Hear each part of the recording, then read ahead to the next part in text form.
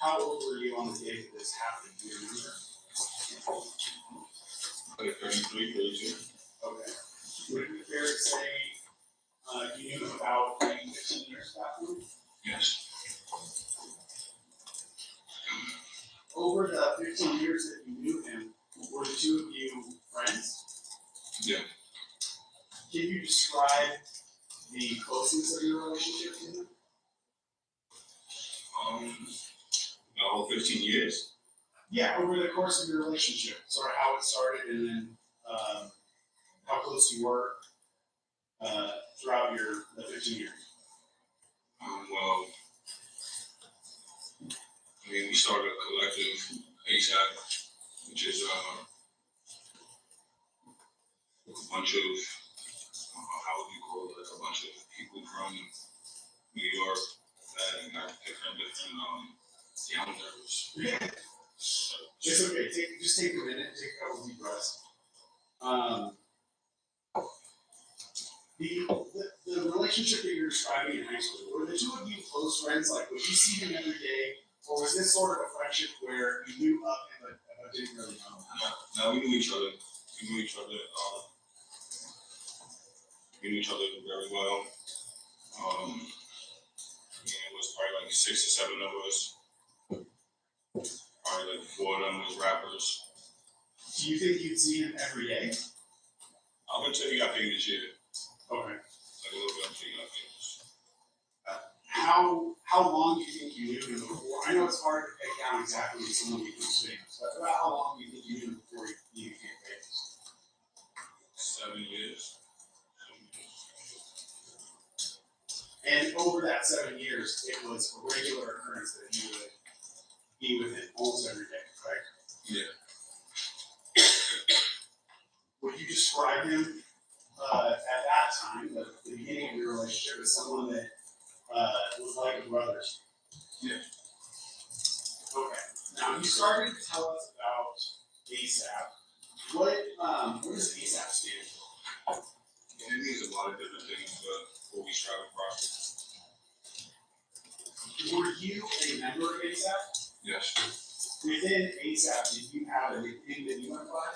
Yeah, really.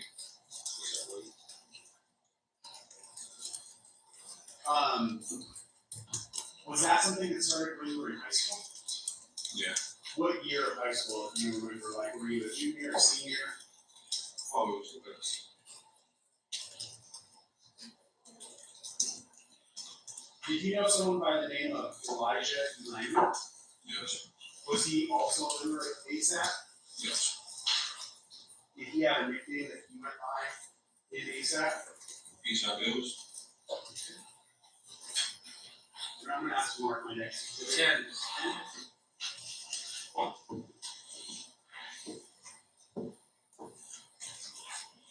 Do you recognize the person depicted here in People's 10? Yeah. And who's that? Elijah. Okay. Is it easier for you to refer to him as Elijah, Bills? How do you want to refer to him? Bills. Bills? Okay.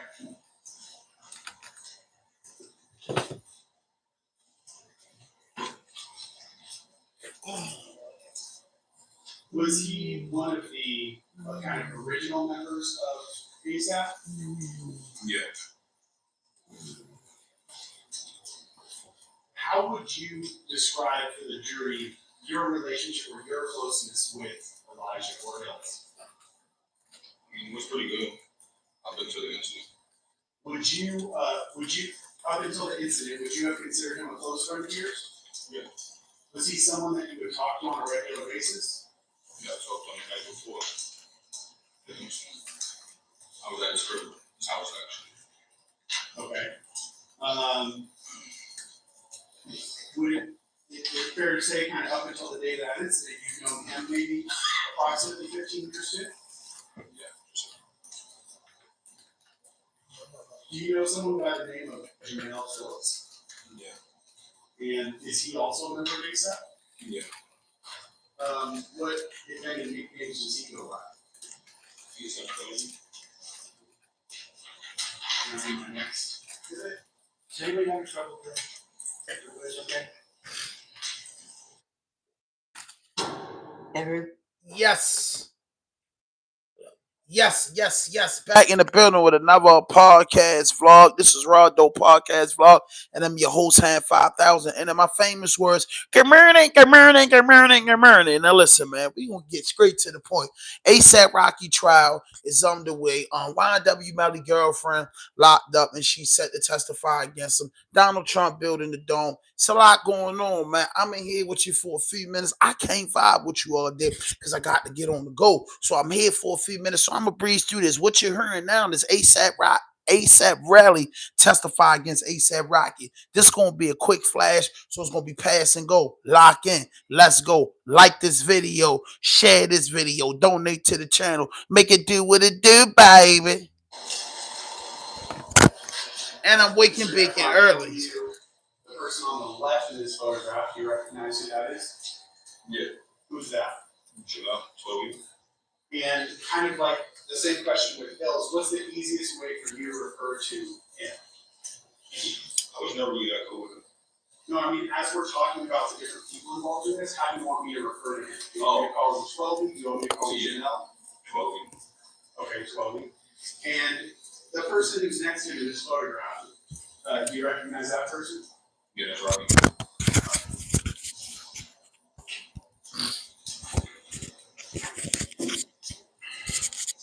Yeah, I'm looking like a YouTube with a mic right here. Yeah. Ain't got my hoodie on. It's the middle of the winter. I got a hoodie on. I like this. My demon time ain't nothing like Rick and Morty. How would you put it in your own words? How would you describe your relationship with 12 prior to this? I mean, there was never no problem, but I never wasn't that cool with him. Like, we really didn't interact that much. Would you, he wasn't like he came kind of like later, so like I really wasn't like chilling with anybody who came after the fact was ASAP. Okay. So what you're describing is kind of you and the defendant and Hills have known each other longer, and then 12B came after that core group was formed. Yeah, so me, Jabari, Hills, and Rocky pretty much started ASAP. Okay. Everybody else who came after, if they wasn't like genuinely like trying to better themselves or do something other than like fooling around, kind of distance myself. Okay. Is that you mentioned the name Jabari? Who's Jabari?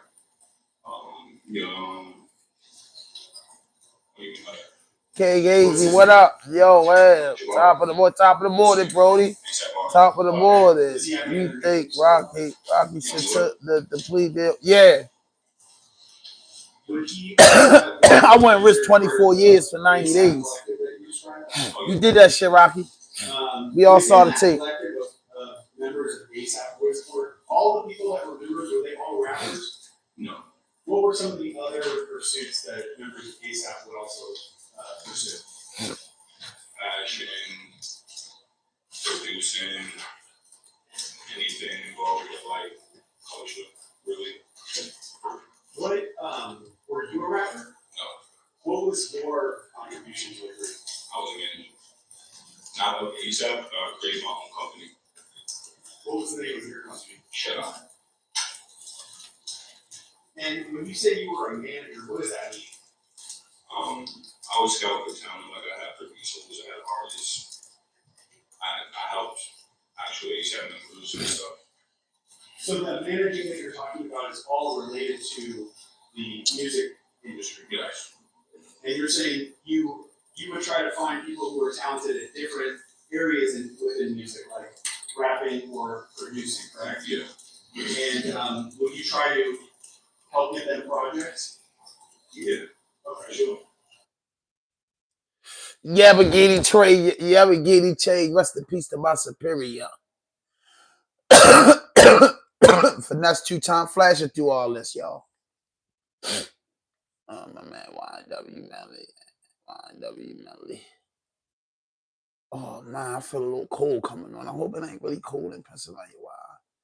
YNW Melly. YNW Melly. Okay.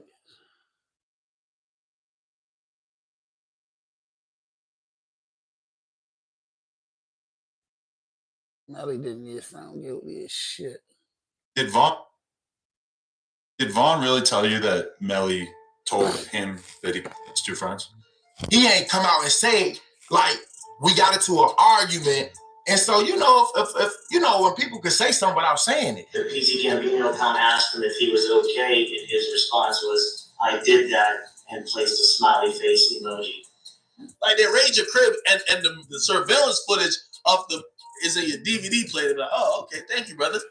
This can't be at your crib. This upcoming YNW Melly trial will be very different from the first one, as it was just announced today. YNW Melly's ex-girlfriend Mariah Hamilton, the daughter of state witness Felicia Holmes, was arrested while re-entering the country on Sunday afternoon, January 26th. She has been booked and detained in Miami County. She expected to not receive a bond, as a warrant was already issued for her during the first trial. Hamilton is expected to be questioned about claims of witness tampering and the whereabouts, as Mariah has been on the run ever since before the original trial. The feds have many questions, as she does know the literal truth of what happened to YNW Sack Chaser and YNW Juvie. The feds investigated Mariah's iCloud, where they found suspicious activity relating to YNW Melly, forcing her to not testify in the trial, which is known as witness tampering. If found guilty, Melly will be facing a life sentence regardless if he actually took out Sack Chaser and Juvie. Filing 6 new charges against Demmons and 2 others who were allegedly involved. The charges include tampering with a witness, directing the activities of a criminal, solicitation or conspiracy to commit tampering, and unlawful use of a two-way communication device. Now, a couple of those charges actually carry a life in prison sentence if there's a conviction. This could not have come at a worse time. The feds have been looking for her for over a year now, wanting questions about YNW Sack Chaser and Juvie, and then she suddenly returned to the USA right before his second trial. As the feds were investigating on Mariah, as people in Melly's hometown were speaking a lot about Mariah's involvement in the crime. This resulted in YNW Juvie's father even doing his own investigation, asking around town people that he knows from all areas, where he learned that Melly was using code words against Mariah to make her not testify against him in trial. There was this kind of crazy way that Melly was communicating. He wasn't allowed to use the phone, but he was passing notes to people, and then this person's calling this person, and then that person. They like to me, they're going through extreme measures, trying to cover up or convince people not to testify, like Mariah mom. It was using code words like Rihanna and A$AP Rocky's baby mom. And if found guilty, Melly will be sentenced to life inside of prison for witness tampering charges alone. With this information being released in the court files, it answers the question on why YNW Melly has been treated so poorly inside a jail, as one interview from Melly's mother made the claim that Melly hasn't been allowed to use a phone or even look at his own mail inside a jail, which is illegal. However, if the feds have evidence Melly was using the jail phone to commit witness tampering, it answers why they were doing it. My son has not been convicted of anything, and even other inmates that have been convicted or anything, they have the right to use a telephone. They have a right to just to be allowed to write letters to their loved ones, to receive their mail. They hold his mail, they don't give it to him. As the state claims that Melly was using the jail phones to commit witness tampering, and they must have evidence against it, as they wouldn't hold YNW Melly away from the phones if they didn't have evidence to prove their claims. However, later in the interview, Jamie King revealed she's absolutely heartbroken for her son. She feels helpless because he's not even being treated like a human inside a jail. When you saw Melly's statement, just saying how he's been hurt, how he's scared for his life, as a mother, how did that make you feel? It's heartbreaking. It made me feel completely helpless. Broward Sheriff's Office definitely needs to be investigated. I mean, dang, Melly. They are making up their own rules. We tried to go to court about this situation. The judge really doesn't have any jurisdiction when it comes to the jail, because we actually had a hearing about the mistreatment of him, and the jail they make their own rules. And I don't think that's fair, because I know that they need to answer to someone too. This would end up getting the attention of rap OG Boosie, who would speak on the stress that Melly's mother has been going through, as his own mother went through a pretty similar situation. she real, bro. You know, she real. You stressed out. I heard she had a. Yeah, she real, and I you know, I reached my hand out to him, cause I'm real. Yeah, I reached out to him, bro. I met his mom, and she a good woman. This would end up sparking a pretty large debate online. Many saying that Melly should be living like this, and many saying that Melly should be released because what the jails are doing is illegal. But Charleston White, he would come out and flat out say, this is what Melly should be living like. He should be struggling, and he should not get special treatment. The YNW MELLY. I'm so happy he in jail getting mistreated. Yeah, I'm so happy he in jail getting mistreated. Charleston White, cool, yo. Homie, when you take a life, homie, you ain't got a right to complain about a motherfucking thing about being mistreated. When you done chose to play, think somebody. Hit that like button, This, y'all. Hit however, that all like led button. into Melly's first court hearing for his upcoming second trial, where we saw YNW Melly looking very angry without a haircut, but his mood would quickly change when the judge announced his release date. It would be announced Melly has to make an informed decision about who he wants his lawyers to be. He's been sitting in our jail for 2,159 days, leaving everyone, including YNW Melly, very surprised. You know, let me repeat myself. Mr. Demons has to make an informed decision about who he wants as lawyers. He's now been sitting in our jail for 2,159 days. So, how long would you like to be able to make that decision?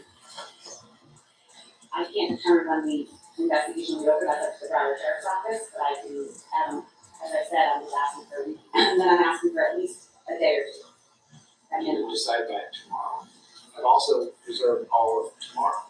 As the judge couldn't even believe that Melly has been sitting inside a jail for that long without a conviction. He told the prosecutor straight up, give me a final reason as to why Melly shouldn't be released, or I'm gonna let him go on a bond. As YNW Melly's lawyers would then stand up inside of the courtroom, sharing two more reasons why he should be out. One piece of evidence coming from the original trial with Melly's ex-girlfriend, Mariah Hamilton, where Melly was texting her in real time when the crime went down and even called her on her phone when he was running away from the men down the street and hiding into a bush. That would be the part where he's saying that someone just shut the car up and was trying to shoot them.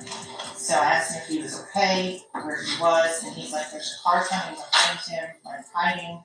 He was like, there's some, there's some, I think they're still out here or something. So I'm like, are you okay? He's like, I'm okay. I said, well, where are Zach and Judy? And he said, I don't know if they're in the car.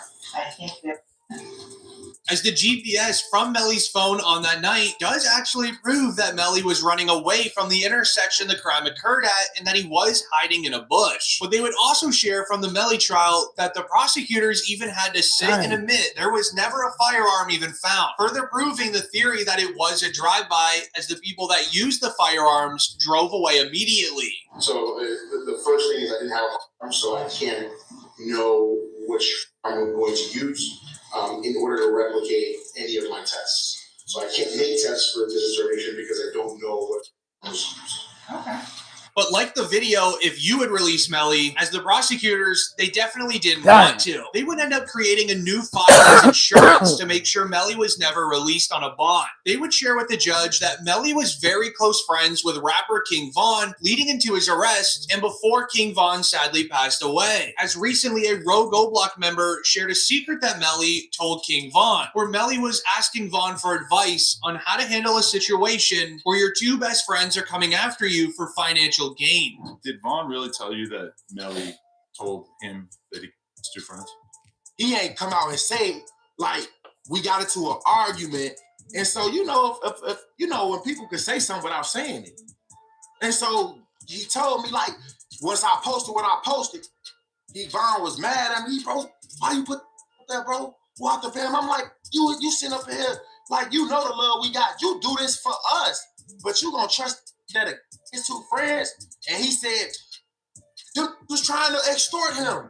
And so I'm like, if they was trying to extort him, then why are you still around them? As the name YNW is a registered business, Melly and Bortland were performing concerts, selling merch, and did promotions for companies. All that money would then be funneled through the YNW bank account and then split 4 ways between the 4 YNW members. But Melly and Bortland realized Sack Chaser and Juvie aren't doing any work, and they're getting the same amount of pay as the 2 people that are working, which is allegedly what led into the crime going down. When you pair this with the evidence found on Melly's phone from the trial, this is where it gets bad, as he would send a text message hours after the crime admitting to it. The PZ Gambino account asked him if he was okay, and his response was, I did that, and placed a smiley face emoji. And the next message from 10/26/2018 at 16:02 from Eastern Standard Time. The YNW Melly account says what? After that, SHHHH. But also found on Melly's phone was a saved video from somebody's Facebook Live, where it shows Melly and Bortland's reaction to the crime only 6 hours after it was committed, where the 2 were sitting in a nearby parking lot, recording a music video, dancing and jumping around like nothing even happened.